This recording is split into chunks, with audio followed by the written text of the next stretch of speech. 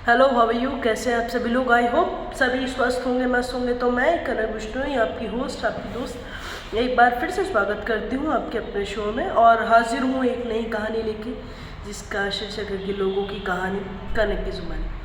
आज की कहानी जो है ना, उससे आप, मैं, हम सब रिलेट करते हैं। और एक मुहावरा आपने सुनते भी आ रहे, आप और हम सुनते भी आ रहे हैं और कहते भी आ रहे हैं कि भाई जैसा बोओगे वैसा काटोगे, जैसा दोगे वैसा मिलेगा।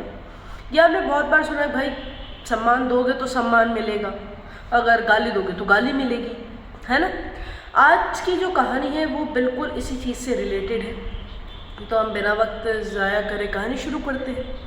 एक राजू नाम का एक किसान रहता है, एक गांव में रहता है वो, और वो मध्यम वर्गीय रहता है, ना ज़्यादा गरीब रहता है ना ज़्यादा अमीर रहता है। लेकिन उसका जीवन यापन करने के लिए उसके पास कोई सामान औजार तो रहते नहीं है खेती के लिए। तो वो सोचता है कि क्यों ना घर में ही कुछ चीज़ बनाई जाए और बेची जाए और उससे अपना पेट पाल लिया जाए। तो ठीक है, उसने ये सोचा कि क्यों ना मक्खन बनाया जाए। अब वो क्या करता था, मक्खन बनाता था। मक्खन बनाकर वो मक्खन को पेड़े के शेप में कर लेता था ताकि ले जाने लाने में सुविधा हो। उस मक्खन के शेप में कर लेता था। और शहर में सेठ जी रहते थे, सेठ की दुकान थी तो किराने की। तो उस दुकान में वो जाता और 1 किलो मक्खन के बदले वो वहाँ पर से दूध, दही, शक्कर, तेल, चीनी, जो भी उसे लगता वो लिया था।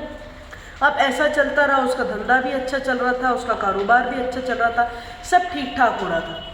पर एक दिन सेठ जी ने कहा कि ये कहता तो 1 किलो है, पर ये जब हाथ में लेते तो थोड़ा सा हल्का लगता है, तो क्यों ना एक बार इसे माप लिया जाए।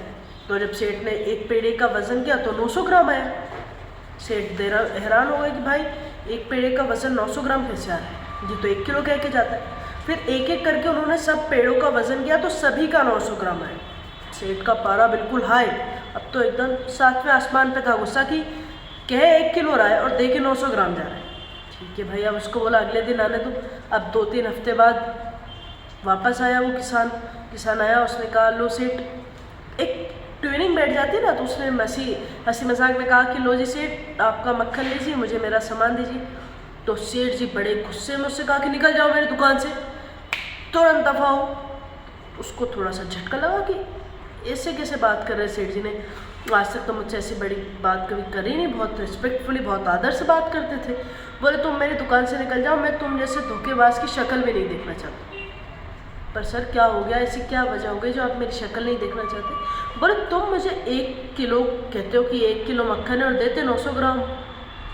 बोले सेठ ऐसा तो हो नहीं सकता, मैं तो 1 किलो ही कहता हूँ, 1 किलो ही होगा वो। बोले नहीं, मुझे तुम जैसे दगाबाज, तुम जैसे धोखेबाज के साथ धंधा करना ही नहीं। ठीक है, अब वो जब किसान निकल रहा था तो उसने बड़ी विनम्रता से, बड़ी नम्रता से उसने एक बात कही। बोले सेठ जी मैं जाता हूँ, लेकिन हम तो गरीब आदमी हैं, हमारे पास कहाँ नापने तोलने के लिए कोई तराजू है या वो तो मैं आपसे जो 1 किलो शक्कर लेके जाता हूँ उसको तराजू के एक पल्ले रखता हूँ और दूसरे पल्ले उतना ही मक्खन ले लेता हूँ। तब सेठ को समझ में आया कि अरे हाँ, गलती तो मेरी थी, मैं इसको 1 किलो शक्कर कहता था लेकिन देता मैं 900 ग्राम ही शक्कर था। अब वो उस शक्कर का वो उसी का मक्खन बनाता था।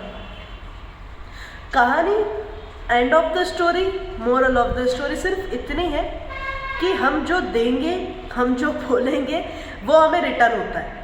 अच्छा, ये बात आपने भी सुनी होगी कि हमने कभी कोई हमारा कलीग, हमारा कोई फ्रेंड, हमारा कोई किसी ने कुछ कह दिया तो हम उसको कहते हैं ना भाई ओए संभल के बोलना, रिटर्न ज़रूर होता है। हमने किसी को गाली दे दी तो भाई गाली तो दे ज़रूर रहा है लेकिन रिटर्न ज़रूर होता है। बस वही हुआ सेठ जी ने मक्कारी करी और वही उनके पास रिटर्न आया। उन्होंने 900 ग्राम शक्कर दी, 900 ग्राम का उनके पास पेड़ा आ गया, है ना। तो कहानी का मोरल ऑफ द स्टोरी हमारी ये है कि हमें सोच समझ करके बोलना चाहिए, या यूँ कह लो कि हम किसी को भी कुछ कहें, किसी को भी कुछ दें तो वो हमारे पास रिटर्न ज़रूर आता है। तो सोच समझ करके करें चीज़ और अपना और अपनों का ख्याल रखें। बी सेफ, बी हेल्दी, हमेशा खुश रहें। हम फिर मिलेंगे आपके अपने शो में जिसका नाम है लोगों की कहानी, कनक की जुबानी। Bye bye, take care.